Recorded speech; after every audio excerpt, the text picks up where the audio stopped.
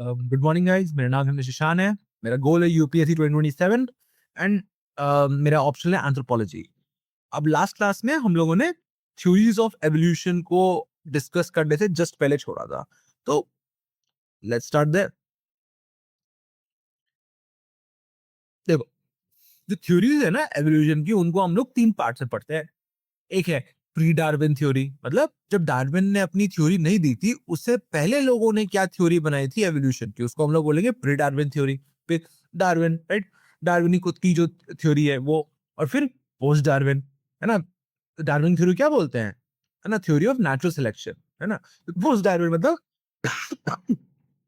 Darwin की theory आने के बाद, उसके बाद उसके आगे वाले जो थिंकर्स हैं उन लोगों ने क्या थ्योरीज दी, है ना, उसको हम लोग पोस्ट डार्विनियन थ्योरीज बोलते हैं। Let's start with pre-Darwinian theories. Ancient Greek philosophers like Anaximander and Encephalitis gave the initial theories of evolution. They proposed life began in water and human have been evolved from fish up creature. है ना, मतलब देखो ये जो ancient Greek philosopher थे, ये लोग सोचते थे कि भाई जो एवोल्यूशन है वो पानी से शुरू हुआ है और इंसान मछली से इंसान बना है। अब देखो, दे वर नॉट रॉन्ग, बट उनके पास कोई साइंटिफिक थ्योरी नहीं थी, है ना। अभी तो हम लोग को पता ही है, अब हम लोग जो नॉर्मल अपने जो एवोल्यूशन पढ़ा है उसको पता ही है कि भाई पहले लाइफ तो शुरू तो ओशंस के अंदर ही हुई थी। फिर ओशंस के बाद धीरे धीरे जैसे बाहर का एनवायरनमेंट थोड़ा स्टेबलाइज हुआ, तो लाइफ ओशन से धीरे धीरे लैंड पे आने लगी। और जैसे लैंड पे आने लगी तो इसीलिए इंसान ही पहले मछली था, मछली से बंदर बना, बंदर से फिर इंसान बना इंसान, है ना। वैसे चला है हमारा एवोल्यूशन। ये लोग गलत नहीं थे, बट इन लोगों के पास कोई रीजन नहीं था, मतलब they just made a good guess, है ना, ऐसा कह सकते हैं। मिथोलॉजिकल थ्योरीज भी थी, है ना, कि भाई सब भगवान का दिया हुआ है ना। This theory suggest that evolution took place from oldest mythological creatures, है ना, जो पुराने पुराने मिथोलॉजिकल क्रीचर्स है, एवोल्यूशन वहां से आया है ना। एक्चुअली में प्रोमीथियस था जिसने इंसान को क्ले से बनाया और धरती पर रखा, और ज़्यूस ने उनमें लाइफ डाल दी, है ना। मतलब मिथोलॉजिकल थ्योरी अब ये भी मानते हैं, है ना। रिलीजन का क्या काम है, रिलीजन का काम यही है कि हमको बताना कि हमें धरती पे क्यों है, तो religion does a good work of this. Spontaneous general theorem है, जो स्पॉन्टेनियस जनरेशन थ्योरम, मतलब कि इंसान ऐसे अचानक से पत्थर से इंसान निकल गया, है ना। जैसे हम लोग बोलते नहीं कि सीता माता धरती तोड़ के बाहर निकली थी, है ना। तो उस टाइप का ही ये है कि इस तरह की थ्योरी थी। कुछ लोग बोलते कि नहीं भाई, ऐसे पत्थर टूटा ऐसे तो उससे इंसान निकल गया, ये थ्योरी थी पहले, है ना। थ्योरी ऑफ डिवाइन क्रिएशन है, जिस तरह से सब लिविंग बीइंग को भगवान ने बनाया, है ना। ये थ्योरी को सुआरेज, एक एशियन थिंकर होगा, फिलोसोफर होगा, उसने बोला इस चीज को, ठीक है भाई।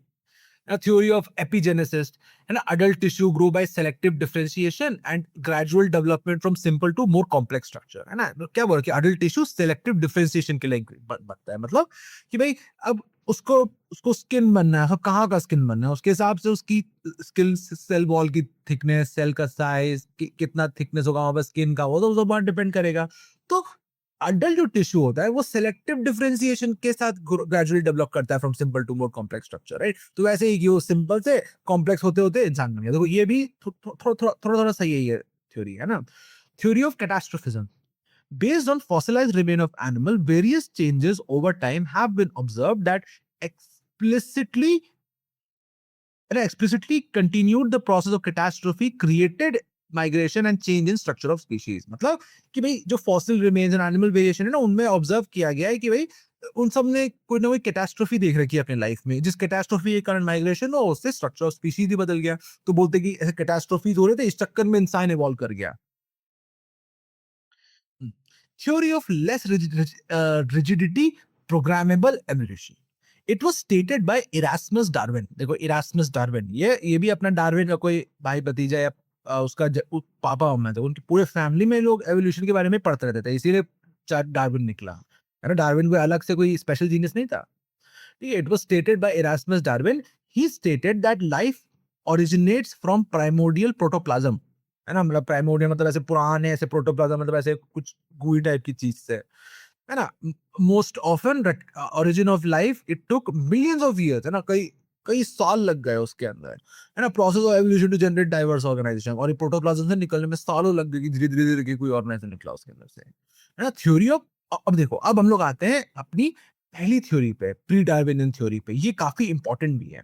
ये थ्योरी दी थी जेबी लमार्क ने। अभी हम लोग इन थ्योरी को पढ़ेंगे तो अगर आप में से किसी ने डार्विन का नेचुरल सेलेक्शन पढ़ रखा होगा, तो यू विल सी कि काफी काफी सिमिलरिटीज है दोनों के बीच में। और we should always remember one thing, Darwin से पहले जेबी लमार्क ने अपनी ये थ्योरी अपनी किताब फिलोसॉफी जूलॉजिक में दे दी थी। देखो है ना, क्यू सेंड होता है इसकी बुक का नाम, है ना। अब पहले था, बहुत पहले की बात है, लाइक 1990s 1998 में, उस समय जो यूपीएससी पेपर होते थे उसमें कभी कभी पूछते थे कि भाई लमार्किज्म को आप एक्सप्लेन करो। बट आजकल नहीं पूछते, मतलब आजकल पहले तो ईबी टेलर के बारे में पूछते थे, आजकल तो वो भी नहीं पूछते। आजकल आप पेपर देखोगे, इट्स मच मोर अबाउट कि आप क्या सीखते हो एंथ्रोपोलॉजी को और उसको आप अप्लाई कैसे करते हो लाइफ में। It's more about that, it's less about remembering names and books and stuff, right. तो बट उसके बाद भी अगर हम लोग एंथ्रोपोलॉजी को एज अ डिसिप्लिन पढ़ रहे हैं, तो उसके अंदर हम लोगों को जेबी लमार्क को पढ़ना ही पड़ेगा, क्योंकि हमको पता चलेगा कि डार्विन को कहां से दिमाग में आया, डार्विन को आइडिया कहां से आया कि भाई इस तरीके से एवोल्यूशन होना चाहिए। वो उसको पता चला था जेबी लमार्क से। देखो, लमार्किज्म कहते हैं इसको, right. JB Lamarck a French scientist ना, फ्रांस का साइंटिस्ट था ये, propose theory of organic evolution in his book philosophic zoologic in 1809। ठीक है, 1809 में उसने ये चीज थ्योरी अपनी दी थी अपनी किताब के अंदर। He recognized the fundamental continuity underlying the diversity in animal, है ना। उसने recognize किया कि जो fundamental continuity है ना, कि ये जो कि एक के बाद एक जनरेशन आएगी, फिर वो जनरेशन अपने बच्चे करेगी, वो जनरेशन नेक्स्ट जनरेशन बन जाएगी, फिर वो जनरेशन अपने बच्चे करेगी। देखिए फंडामेंटल कंटिन्यूटी है ना, कि इसी तरीके से एक स्पीशीज समय में आगे से आगे आगे आती रहती है। कोई स्पीशीज इमोर्टल तो है नहीं, है ना, एक्सेप्ट फॉर वाटर बेयर, है ना, उसके अलावा तो बाकी कोई है नहीं। तो बोलो ऐसे कंटिन्यूटी चलती रहती है। अब क्या होता है कि ये जो कंटिन्यूटी है ना, कि हर बार आपका बॉडी क्या कर रहा है, like it it it reproducing, है ना। मेल स्पर्म है, वो फीमेल एग के साथ जाके जुड़ रहा है ना, एग के अंदर एक्स वाई क्रोमोसोम है, नहीं सॉरी वाई वाई क्रोमोसोम नहीं, एक्स एक्स क्रोमोसोम है ना। मेल स्पर्म के अंदर एक्स वाई क्रोमोसोम है। अब डिपेंड करता है कि उस पर्टिकुलर हैप्लॉइड स्पर्म के पास एक्स वाला क्रोमोसोम है, वाई वाला क्रोमोसोम है, डिपेंड करता है कि बच्चा क्या होगा, मेल होगा या फीमेल होगा, है ना। तो क्या होता है कि हर बार आपको नए जीन्स बनाने पड़ते हैं। अब ठीक है, ये जो प्रोसेस है, it has been like refined over the centuries, या जितने भी समय से इंसान रिप्रोड्यूस कर रहा है उतने समय में। बट स्टिल कुछ कुछ इश्यूज रह जाते हैं, जैसे इस तरीके की। क्योंकि क्या होता है कि जब आप नए जीन को रेप्लिकेट करते हो या आप उसको प्रोड्यूस करने की कोशिश करते हो, तो वो पूरी तरीके से प्रोड्यूस नहीं हो पाता है।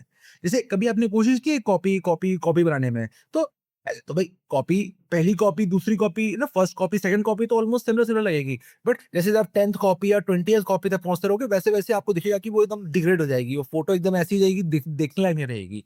तो इसका मतलब क्या हुआ कि ऐसा नहीं था कि जो ओरिजिनल कॉपी थी और जो फोटो कॉपी थी वो एकदम सेम थी, तो 100% सेम थी। 100% सेम होती तो फिर तो कोई चाहे 20वीं कॉपी या 1000वीं कॉपी आप उसकी करो, कोई फर्क ही नहीं पड़ना चाहिए था।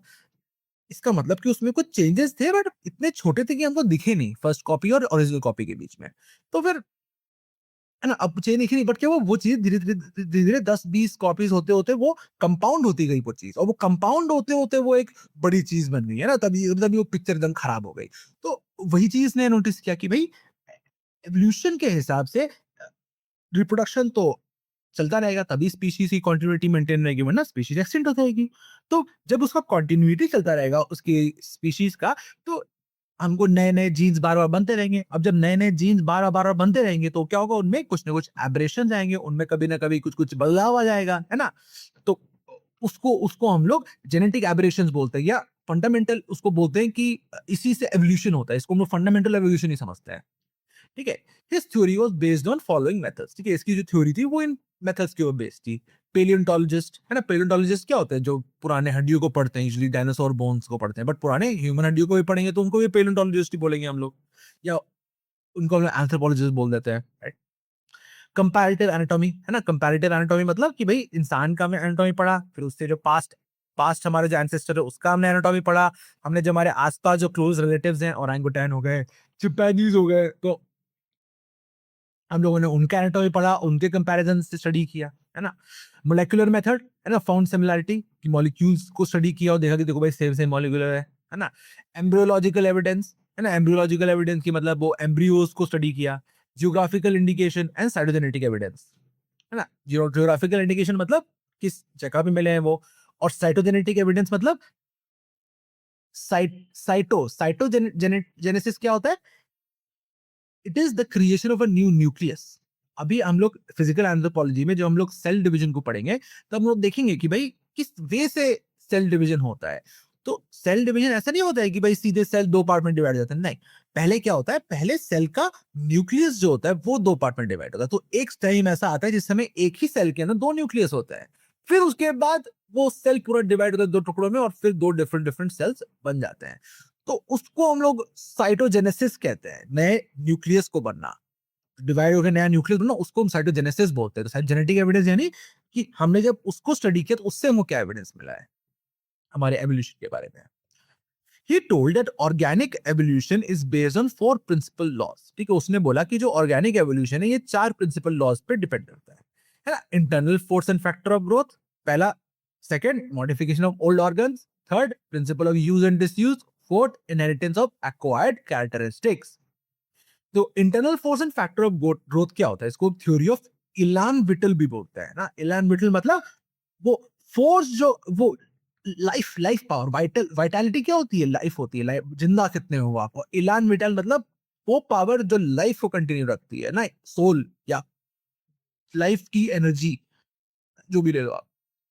Internal force of life tend to increase or decrease the size of organisms by growth in organ and system of body, है ना। सिंपल सी बात है भाई, अब डिपेंड करता है कि भाई आप कहां पर रहते हो। जहां पर हो वहां पर जो body size will be more appropriate for evolution according to what kind of animal you are and what is your niche in which you will survive, है ना। वैसी चीज अगर एग्जिस्ट करती है तो इंटरनल तो तब तब वही वही इंटरनल फोर्स ऑफ लाइफ होती है जो आपको जीने जीने की ताकत देती है। वही आपके बॉडी का साइज बढ़ा देगी या कम कर देगी अकॉर्डिंग टू दैट, है ना। यही बात लिखी है इसके अंदर। Principle of modification of old organs, है ना, जो पुराने ऑर्गन उनको मॉडिफिकेशन कर दो कि भाई उनका कोई यूज नहीं है तो फिर उनको नया ऑर्गन बना दो, है ना। Because of change in environment, है, कोई एनवायरमेंट बदल गया, there was need in organism to adapt to the changes, as on failure the organism can not survive, है ना। भाई एनवायरमेंट बदल गया, है ना, कोई नया तरह का एनवायरमेंट क्रिएट हो गया हमारे आसपास, है ना, कुछ नया तरह का आ गया। तो क्या था, एक नीड था ऑर्गेनिज्म को अडैप्ट करने का। नया एनवायरनमेंट आया तो उसके हिसाब से ऑर्गेनिज्म को नए एनवायरनमेंट के हिसाब से अपने आप को अडैप्ट करना पड़ेगा। और अगर वो अपने आप को अडैप्ट नहीं कर पाए तो सर्वाइव नहीं कर पाएगा। तो इसीलिए सिलेक्शन प्रेशर होता है ना। Due to environmental pressure new organs form, है ना। अब नया एनवायरमेंटल प्रेशर है तो फिर उसके ऊपर एवोल्यूशन प्रेशर आता रहेगा कि भाई नहीं नहीं, अब नेक्स्ट जनरेशन को चाहिए एक नया ऑर्गन, तो फिर क्या होगा, एवोल्यूशन विल फाइंड अ वे, तो एक नया ऑर्गन डेवलप हो जाएगा, है ना, उस स्पेसिफिक एनवायरमेंट में सर्वाइव करने के लिए।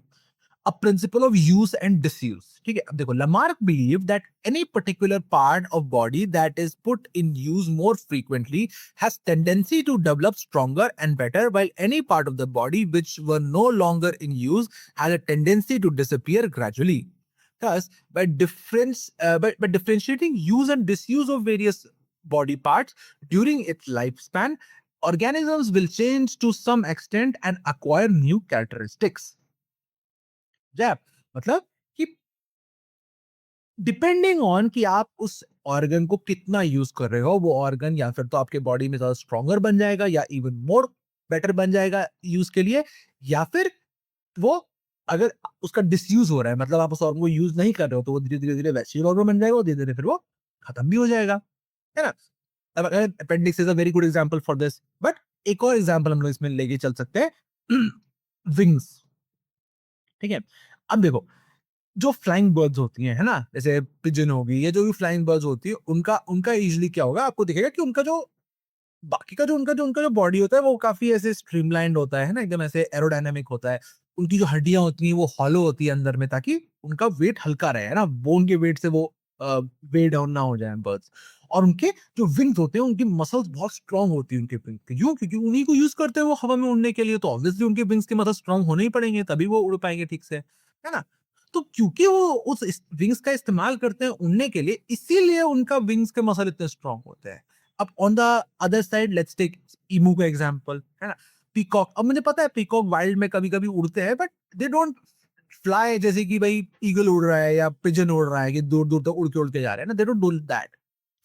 तो पीकॉक हो गया, है ना, बर्ड हो गया, या फिर डक्स भी हो गई। डक्स ऑल्सो उतना उड़ती नहीं है वो। तो क्या होता है कि जब हम लोग कंपैरेटिव स्टडी करते हैं मसल स्ट्रेंथ की, विंग स्ट्रेंथ का, इन डक्स, पीकॉक, इमू और ये जो फ्लाइंग बर्ड्स हैं, ईगल या फिर पिजन, इन लोगों के साथ, तो हम लोगों को पता चलता है कि इन लोगों की, क्योंकि ये लोग के विंग्स आर मोर ऑर्नामेंटल या as a remnant from a past, जिस समय वो मे बी फ्लाई करते होंगे किसी टाइम पे, तो इसलिए उनके जो विंग के मसल्स है they are much weaker compared to जो बर्ड्स रेगुलरली फ्लाई करती हैं। तो यहाँ पर प्रिंसिपल यूज एंड डिसयूज आ गया कि भाई जितना ज्यादा एक ऑर्गन का इस्तेमाल हो रहा है उतना ज्यादा उस ऑर्गन वो ऑर्गन स्ट्रॉन्गर है और बेटर है, बिगर भी है, और जितना ज्यादा उस ऑर्गन का डिसयूज हो रहा है वो ऑर्गन उतना वीकर है, उतना ऑर्नामेंटल है, उतना वेस्टिजियल है।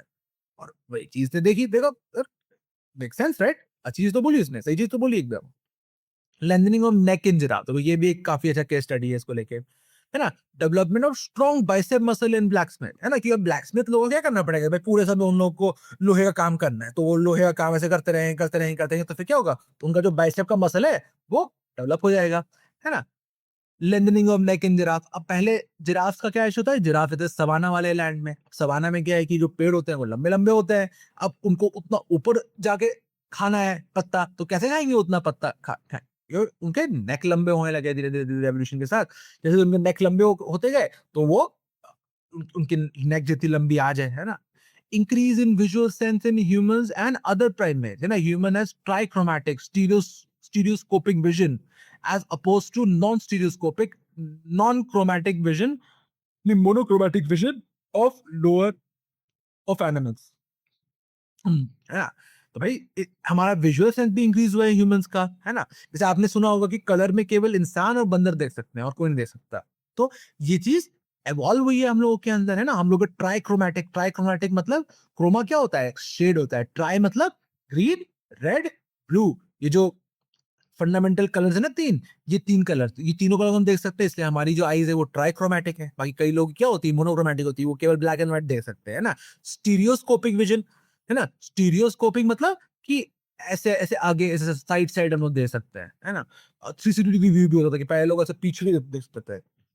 Monochromatic vision in lower animal, monochromatic vision यानी कि एक ही कलर है, ब्लैक एंड व्हाइट। और फिर आखिरी क्या है? Inheritance of acquired characteristics. अब देखो अक्वायर्ड कैरेक्टरिस्टिक्स, अब क्या होगा? अब जैसे देखो भाई जो जो जो फिंचेस थी गैलापागोस आइलैंड में, उनका जो कैमोफ्लेज वाला जो उनका टेक्निक था कि भाई वो लोग वहां पर छिप के रह सकते हैं, है ना? बेटर बेसिक कैमोफ्लेज कर सकते हैं, क्योंकि उनका जो जो उनका कैमोफ्लेजिंग है वो इवॉल्व हुआ है स्पेसिफिकली उस गैलापागोस आइलैंड के एनवायरनमेंट के हिसाब से, है ना?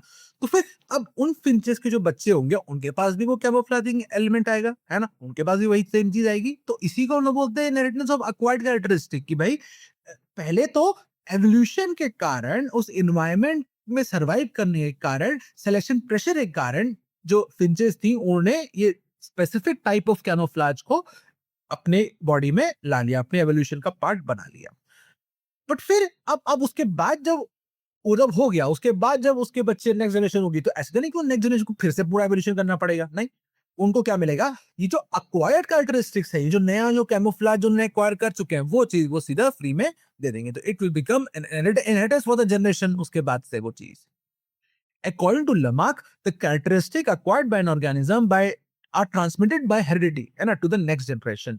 In every generation, fresh characteristics are acquired. With the result, after many generations, these changes accumulate to the extent that species become new one.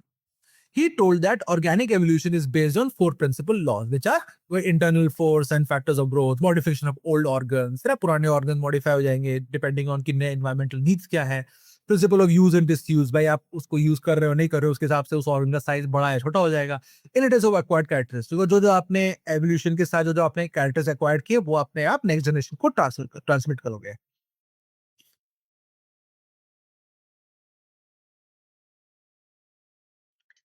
चलिए अब यहीं तक खत्म करते हैं, इसके बाद हम लोग डार्विन शुरू करेंगे, वो हम लोग नेक्स्ट वीडियो शुरू करते हैं। Thank you for listening guys.